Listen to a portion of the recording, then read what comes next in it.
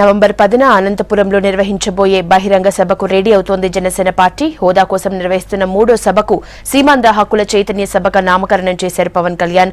సభా ప్రాంగణానికి, సభా వేదికకు కూడా మహనీయుల పేర్లను పెట్టారు.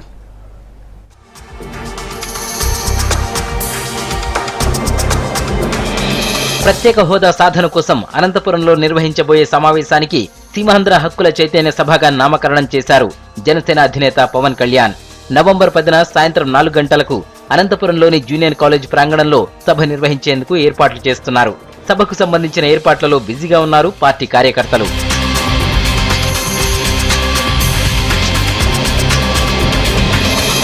సభా ప్రాంగణానికి విప్లవ నేత తరిమెల నాగిరెడ్డి పేరు, సభా వేదికకు స్వాతంత్ర్య సమరయోధుడు కల్లూరి సుబ్బారావు పేరు పెట్టాలని నిర్ణయించారు. అనంతపురంలో పుట్టి రాష్ట్రానికి, దేశానికి సేవలందించిన నాగిరెడ్డి, సుబ్బారావులను స్మరించుకోవడం జనసేనకు కలిగిన భాగ్యమన్నారు పవన్.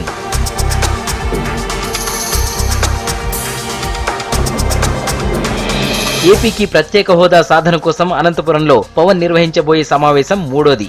ఇప్పటికే 2 సమావేశాలు నిర్వహించిన పవన్ హోదాపై తన గళం వినిపించారు. కేంద్ర మంత్రి వెంకయ్యతో పాటు ఎంపీలపై విమర్శలు చేశారు. ప్రత్యేక ప్యాకేజీని పాచిపోయిన లడ్డూలతో పోల్చారు పవన్. అయితే అనంతపురం సభలో పవన్ ఎవరిని టార్గెట్ చేస్తారు, హోదాపై కొత్తగా ఏం మాట్లాడతారనేది ఇంట్రెస్టింగ్ గా మారింది.